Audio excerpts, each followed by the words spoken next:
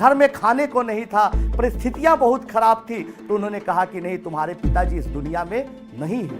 तब समझिए कि दुखों का पहाड़ टूट गया। पिताजी कहा करते थे कि बेटा कभी हिम्मत नहीं हारता, मुकाबला करना संघर्षों का, तुम सुपर 30 चलाओ। 30 ऐसे बच्चों को चुनो जिसके पास सुविधाएं नहीं है, संसाधन नहीं है।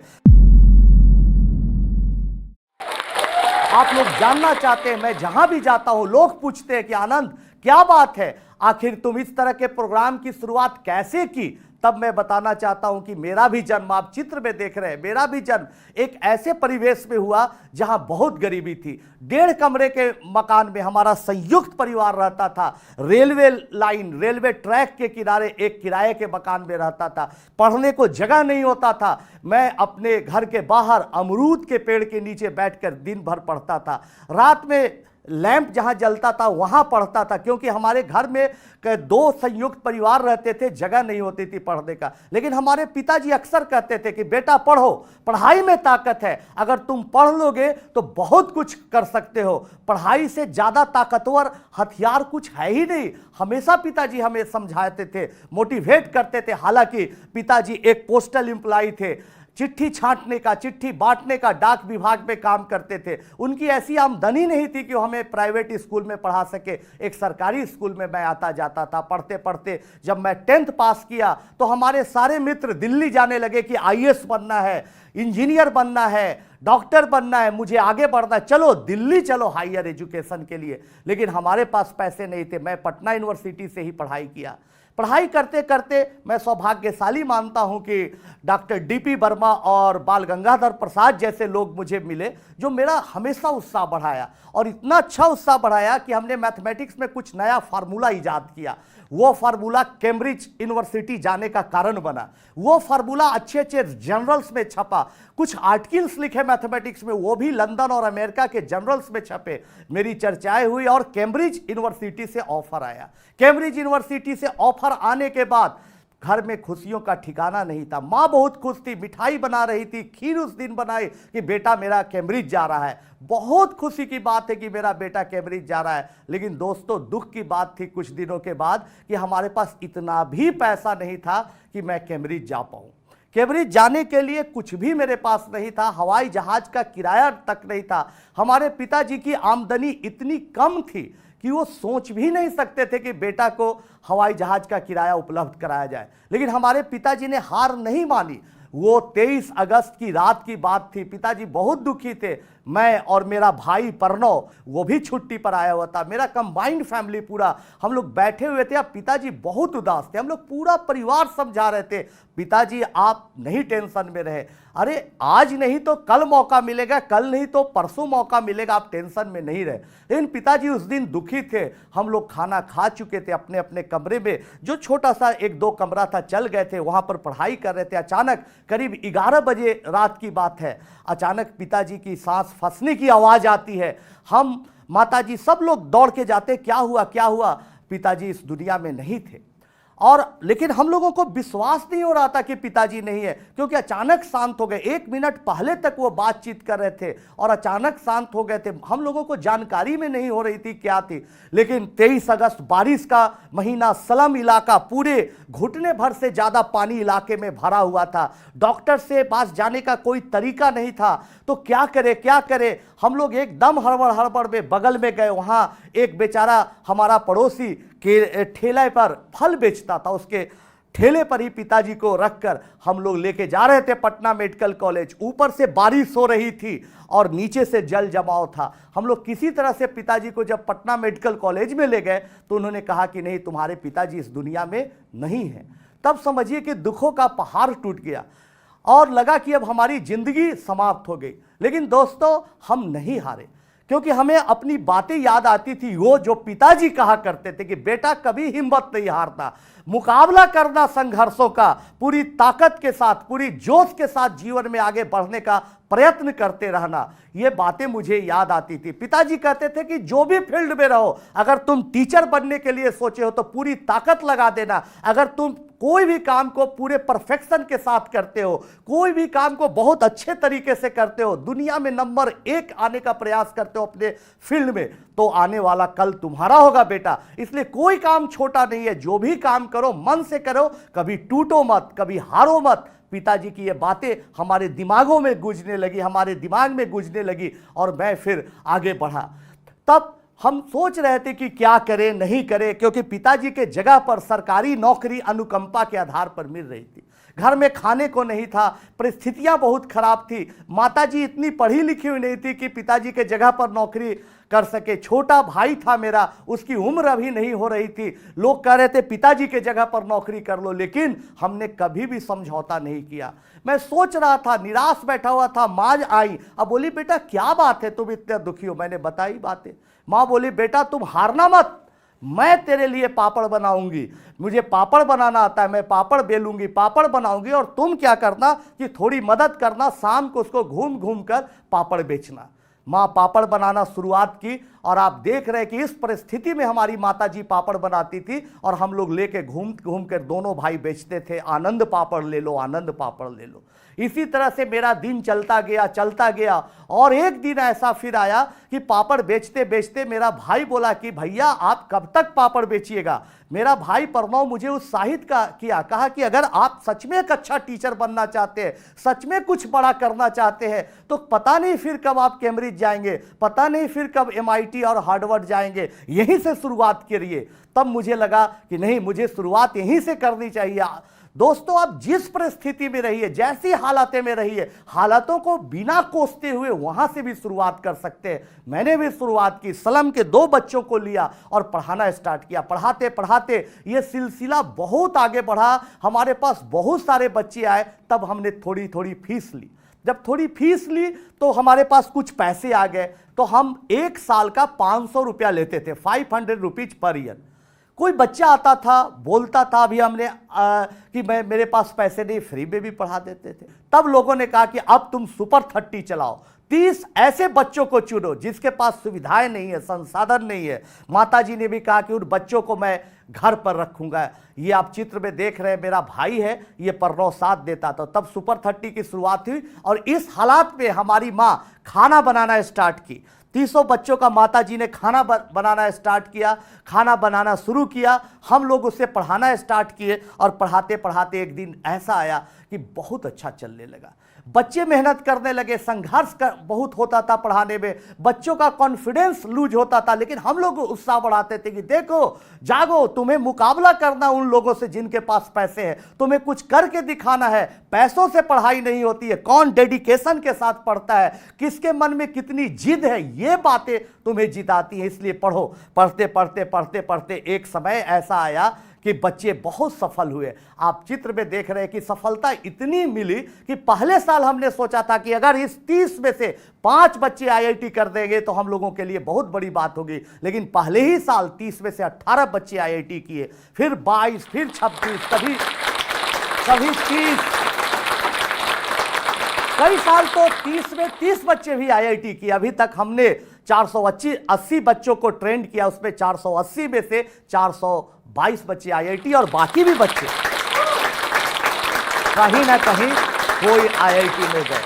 देखिए अभिषेक को, ये अभिषेक आप जिसकी तस्वीर देख रहे हैं, एक बहुत गरीब घर का बच्चा, बिहार के नालंदा डिस्ट्रिक्ट का रहने वाला अभिषेक की माताजी पिताजी के पास इतना भी खर्चा नहीं था कि बच्चे को एक छोटे से प्राइवेट स्कूल में भेज सके। अभिषेक ऐसे स्कूल में पढ़ने जाता था जहां शिक्षक नहीं होते थे, जहां टेबल कुर्सी कुछ भी नहीं हुआ करता था। सरकारी स्कूल की हालतें क्या है आपको मालूम है, और ये भी 20 साल पहले की बात है, 25 साल पहले की बात है। अभिषेक वहाँ जाता था, पढ़ता था, सेल्फ स्टडी करता था, और लेकिन उनकी माँ चाहती थी कि मेरा बेटा एक दिन बड़ा आदमी बने। अभिषेक 10th पास करने के बाद हमारे प्रोग्राम सुपर 30 के बारे में सुनता है, हमारे पास आता है, मैं उसे अपने साथ रखता हूँ। और अब देखिए आप तस्वीर में कि अभिषेक जो है अमेरिका में एक बहुत बड़े जॉब कर रहा है। IIT खड़गपुर से पास आउट होने के बाद अभिषेक अमेरिका में आज बहुत अच्छा जॉब कर रहा है और बहुत खुश है। देखिए अभिषेक खुशी से क्या कहता है।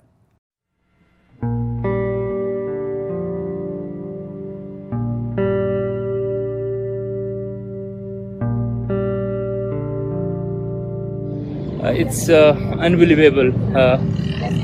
every year I hear or I read the news कि आज एक रिक्शा चलाने वाला का बेटा चला गया जेई में, आज वो लड़का चला गया जेई में, and it's very emotional for me, क्योंकि मुझे याद है कि मैं भी एक बार ऐसा था। एंड मैं इसके लिए आनंद सर को थैंक्स बोलना चाहूँगा once again for changing my life and life of hundreds of students like me। उनकी बायोपिक रिलीज हो रही है एंड आप सब परिवार देखना मत भूलिए कि वो कैसे धीरे धीरे इस कंट्री को चेंज करते हैं। ये दूसरी कहानी मैं बताना चाहता हूं धनंजय की। धनंजय की हालतें इतनी खराब थी कि उसके घर में खाने को नहीं था। उसके पिताजी एक छोटे से घर में ही परचूनी की दुकान चलाते थे। एक बार परचूनी की दुकान के लिए जब वो एक कस्बे में गया सामान लाने, तो एक अखबार में देखा कि सुपर 30 प्रोग्राम है जहां पर आनंद कुमार पढ़ाते हैं। उसके पास इतने भी पैसे नहीं थे कि अपने गांव से पटना आ सके भाड़ा से। वो क्या किया कि एक ट्रेन में बिना टिकट के हमारे पास आता है और वो अपनी कहानी बताता है। धनंजय दिन रात एक करता है और तस्वीर देखिए, वो IIT जाता है और आज एक मल्टीनेशनल कंपनी में, एक अमेरिकन कंपनी में जॉब कर रहा है। मेरा नाम धनंजय है। मैं अभी मैथवर्क्स कंपनी में काम करने जा रहा हूँ। कल मैं सुपर 30 मूवी का ट्रेलर देखा। पहले से ही मैं बहुत एक्साइटेड था, जो कि हमारे दोस्तों पे बन रही है और मुझ पे बन रही है। मैं मूवी देखा तो बहुत सरप्राइज़ हो गया। मैं खुद पे सरप्राइज़ हो गया। मुझे लगा कि मैं क्या वो बंदा हूँ जो अभी मैथवर्क्स में काम कर रहा हूँ, या फिर मैं वो बंदा हूँ जो घर पे रहता था, मुश्किलों से पढ़ पाता था। पढ़ने के लिए मेरे पास पैसे नहीं थे। मूवी के ट्रेलर में वो मैंने सीन देखा जिसमें एक लड़का रस्सी पकड़ के पीछे गाड़ी के पीछे जा रहा है। वो सीन जब देखा तो मुझे अपने दिन याद आ गए जब मैं पहली बार सुपर 30 में आया था आनंद सर के यहाँ पढ़ने के लिए। सर ने बुलाया था। मैं घर से आया था, मेरे पास पैसे इतने नहीं थे कि मैं अपनी गाड़ी या फिर बस वगैरह से आता, तो मैं ट्रेन से आया था और वो भी बिना टिकट आया था, बिना पैसे के। फिर सर के यहाँ रहा तो काफ़ी सर मोटिवेशन किए, अच्छे से पढ़ाए, खाना पीना सब अच्छे से दिए, तो इसके कारण मैं इतना आगे बढ़ पाया। अगर सर नहीं होते तो मैं इतना आगे नहीं बढ़ पाता। ठीक उसी तरह से आपको एक और कहानी सुनाना चाहेंगे। वो कहानी आप प्रेमलाल की है, प्रेमपाल की कहानी है। प्रेमपाल की कहानी आप देखिए कि प्रेमपाल को लोगों ने बेघर कर दिया था। वो गांव में भी झुग्गी झोपड़ियों में रहता था। झुग्गी एक ऐसी स्थिति आई कि उसे पेड़ के नीचे परिवार को रहना पड़ा। इतनी गरीबी, फादर मजदूरी करते थे, लेकिन वो भी हमारे पास आता है। उसमें भी मैंने देखा कि सच में जोश है, कुछ करने की तमन्ना है। हमारे पास आता है, मेहनत करता है और मेहनत करते करते करते करते एक दिन IIT का भी एग्जामिनेशन क्रैक करता है और आज इसरो में वो एज ए साइंटिस्ट काम कर रहा है। देखिए प्रेमपाल क्या कहता है। मेरा नाम प्रेमपाल है। मैं अभी इसरो में एज ए साइंटिस्ट ज्वाइन करने जा रहा हूँ। मैं सुपर 30 बैच 2015 से पढ़ा हुआ हूँ। मेरा बचपन से ही एक मकसद था कि मैं अपने देश के लिए कुछ करूँ, तो नया कुछ इन्वेंशन करूँ। तो उसके लिए मैं बचपन से ही अच्छी से पढ़ाई करता था। बट एक टाइम ऐसा आया था कि मैं बेघर हो गया था। मेरे पास रहने के लिए घर नहीं था जब मैं इंटर पास आउट हुआ। तो उसमें मुझे मेरे पास उतने पैसे नहीं थे कि मैं बहुत अच्छा कोचिंग में जा कर के पढ़ाई कर सकूं। तो उसमें मुझे सुपर 30 के बारे में पता चला और मैं पटना आ गया। तो आनंद सर से मिला और उसके बाद सुपर 30 मेरा एडमिशन हो गया। तो उसके बाद जो आनंद सर का पढ़ाने का तरीका है, एक बच्चों को स्टोरी सुना करके एकदम मोटिवेट करके, वो मुझे बहुत अच्छा लगा। वो सबको बहुत अच्छा लगा क्योंकि वो एकदम यूनिक तरीका है। उससे इवन जो कॉमन बच्चे होते हैं, जो नॉर्मल होते हैं, उसमें भी जोश आ जाता है पूरा पढ़ने के लिए, पूरा मेहनत करने के लिए। तो ये सब के साथ मैं अच्छे से पढ़ाई करना चालू किया और डेली आनंद सर का क्लास करता था और डेली उनका नया मोटिवेशन का तरीका होता था। उसे मैं डेली घर में जाकर और अच्छे से पढ़ाई करता था। ये सब करके मैं अच्छा रैंक लाया और उसके बाद IIT में एडमिशन किया। वहाँ से अभी पास आउट हो गया हूँ और इसरो में एज ए साइंटिस्ट जा रहा हूँ। तो सुपर 30 पे जो मूवी आने वाली है, वो उसका ट्रेलर मैं कल देखा। उसका ट्रेलर देख करके मुझे ऐसा लग रहा है जैसे उसमें मेरी ही स्टोरी चल रही है और मेरे जैसे और भी बच्चों और भी युवाओं की जो मेरे साथ पढ़ते थे उनकी स्टोरी है। तो हम लोग एकदम 100% अपनी स्टोरी से कनेक्ट कर रहे हैं उसको। ऐसा लग रहा है जैसे मैं ही हूँ उसमें कोई दूसरा एक्टर नहीं है।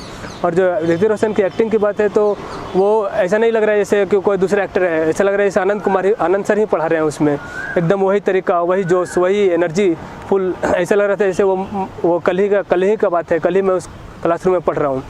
यही नहीं तो हम ये बताना चाहते हैं आपको कि अभी तक ऐसी ऐसी 480 कहानियां हमारे घर में बनी, जिसमें बच्चे ऐसे परिवेश से आते थे जिनके पास रहने के लिए नहीं है, खाने के लिए नहीं है, लेकिन उनके पास क्या था? जज्बा था, जोश था कुछ कर गुजरने का, और वो हमारे पास आए, पढ़े लिखे और आज अच्छे अच्छे जगहों पर है। उसके बाद मान सम्मान का दौर चला दोस्तों, काफी मान सम्मान मिला, कई लोगों ने अवार्ड दिया, और फिर उसके बाद दौर हुआ जहां तहां बाहर घूमकर बच्चों को मोटिवेट करने का सिलसिला लोग बुला देते। गांव में, शहर में, छोटे छोटे कस्बों में भी जाने पर हजारों की भीड़ लगने लगी और बच्चे मोटिवेट होके, उत्साहित होके मुझे सुनने आने लगे।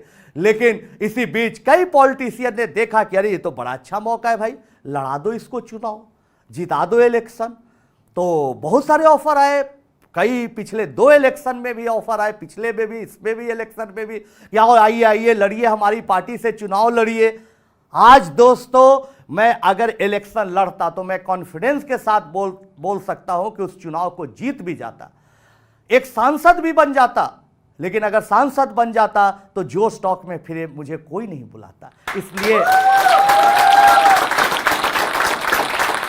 अच्छा है कि आप ही लोगों के सामने बोलने का मौका मिल रहा है। इस जोश टॉक पे आके कुछ कहने का मौका इसलिए मिला क्योंकि मैं आज भी शिक्षक हूं, मैं सदा शिक्षक बना रहूं इसके लिए प्रयासरत रहूंगा, आप लोगों को पढ़ाता रहूं इसके लिए प्रयासरत रहूंगा। आप देख सकते इस भीड़ को। उसके बाद बहुत सारे प्रोग्राम में जाने का मौका मिला, बड़े बड़े कार्यक्रमों में बड़े बड़े फिल्म सितारों के साथ मिलने का मौका मिला।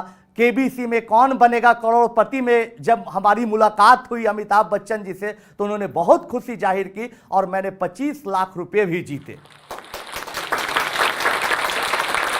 और आपको जानकर बहुत खुशी होगी कि एक साथी, एक सहयोगी वहां बुलाया जाता है केबीसी में। तो मैं एक अंतिम प्रश्न पर फंस गया था, अटक गया था, तो वहाँ पर एक हमारे साथी ने सहयोग किया, वो भी मेरा पुराना आईआईटी में पढ़ने वाला सुपर 30 का स्टूडेंट ही था। तो हर जगह आज स्टूडेंट का हेल्प मिल रहा है, हमारे स्टूडेंट अच्छे अच्छे जगह पर है। ऐसी बात नहीं है कि अगर आप कुछ सच में अच्छा करेंगे, किसी का भला करेंगे तो केवल आपके रास्ते में कठिनाइयाँ आएंगी, आपके रास्ते में केवल परेशानी आएंगी, ऐसी बात नहीं है।